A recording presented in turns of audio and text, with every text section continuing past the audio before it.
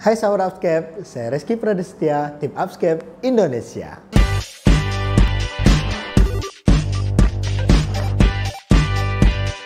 Jadi di video kali ini, kita akan coba mempraktikkan strategi pelaksanaan pada keperawatan jiwa.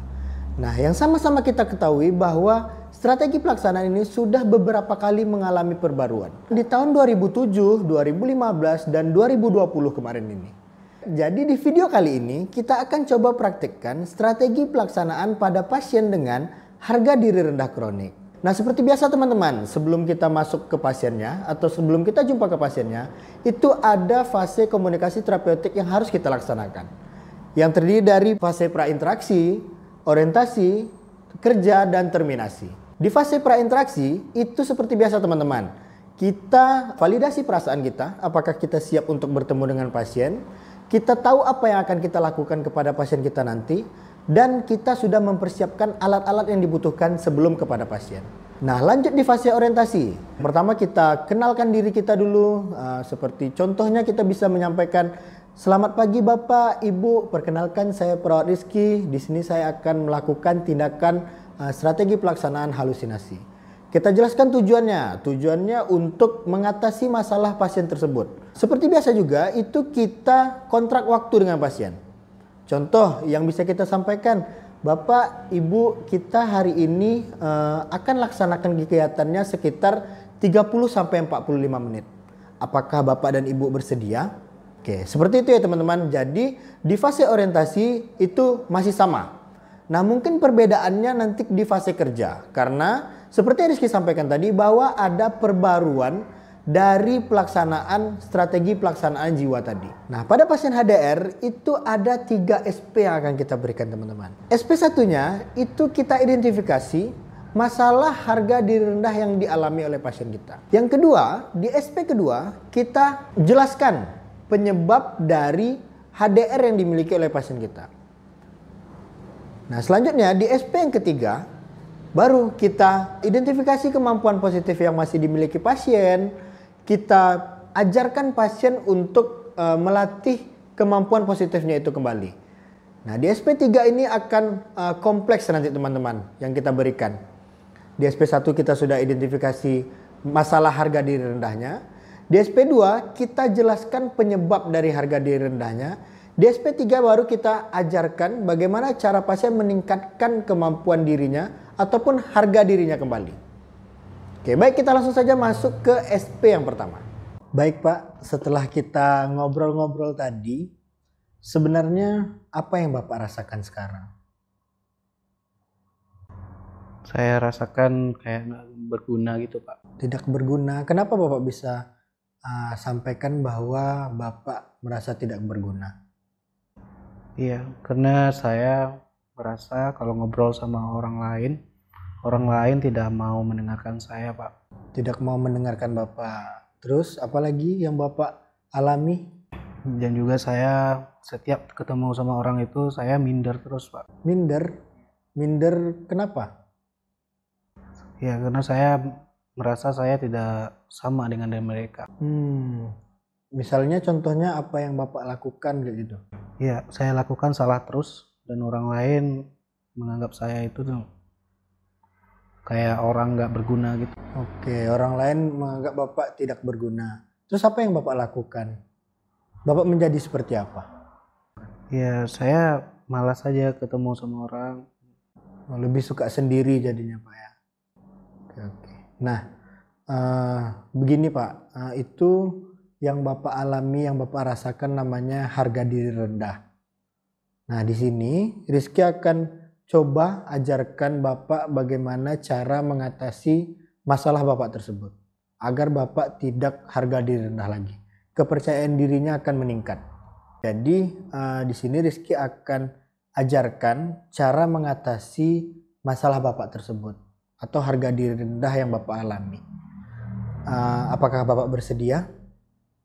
Bersedia. Oke, nanti kita ada 3 tindakan yang akan kita lakukan Pak. Yang pertama tadi sudah dilakukan itu Rizky kaji tanda dan gejala harga diri rendah yang Bapak alami. Tadi Bapak sampaikan bahwa Bapak merasa tidak dihargai, apa yang Bapak lakukan tidak ada artinya, dan juga Bapak menarik diri atau tidak mau bertemu dengan orang lain.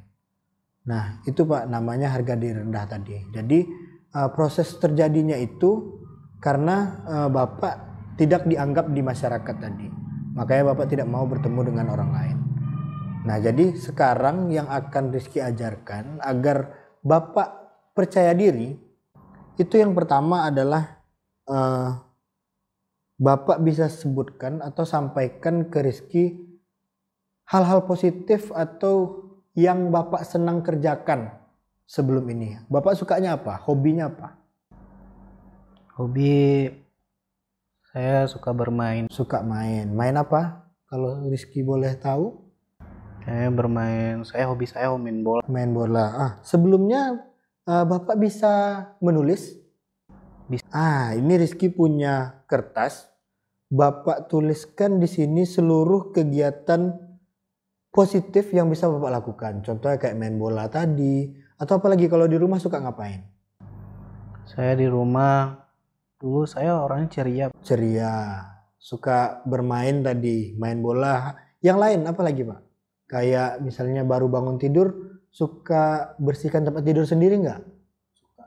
Itu juga bisa dicatat. Nah sekarang di sini coba Bapak catat. Bisa Bapak catat? Coba catat. Yang pertama tadi apa? Catat aja Pak, nggak apa-apa.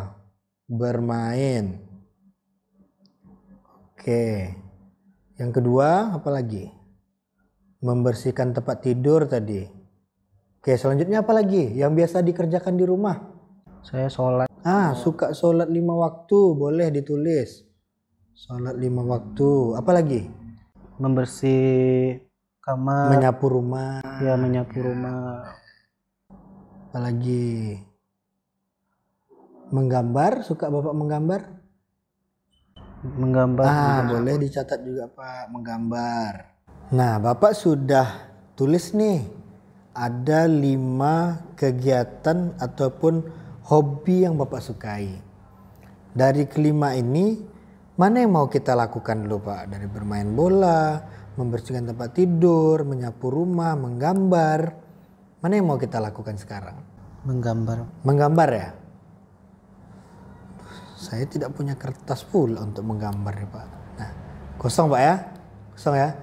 Nah, ada kan kertasnya kan? Nah, jadi Bapak gambar di sini. Kan Bapak katanya tadi suka menggambar. Bapak tuangkan hobi kesukaan Bapak menggambar itu di sini. Bapak yakin bahwa bisa Bapak untuk menggambar tersebut. Boleh, silakan Pak digambar. Iya Pak. Bapak suka gambar apa? Pohon. Boleh. Pemandangan gitu Pak ya? Ya boleh.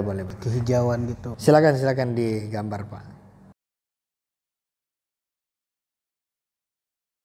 Wah, bagus ternyata gambar Bapak. Ternyata Bapak itu bisa melakukan hal-hal baik Pak.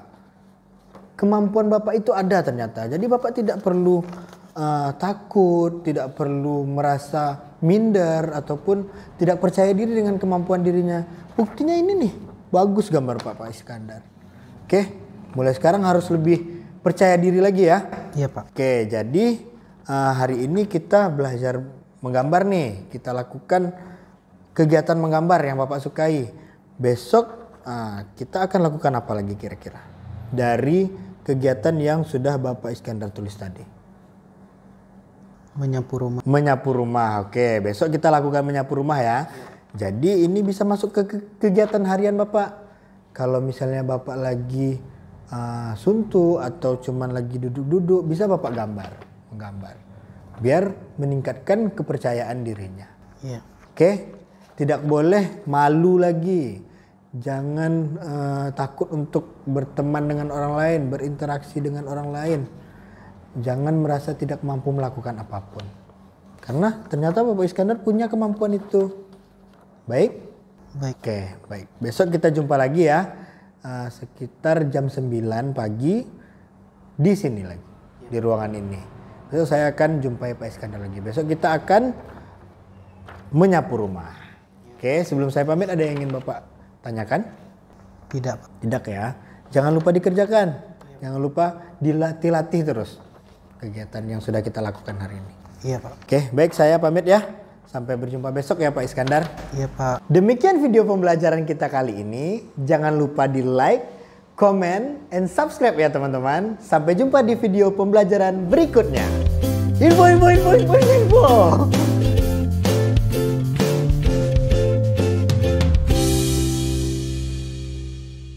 Saya suka begadang. Begadang kenyek. Iya, itu nya. Dia enggak expect-nya akan mengecek begadang.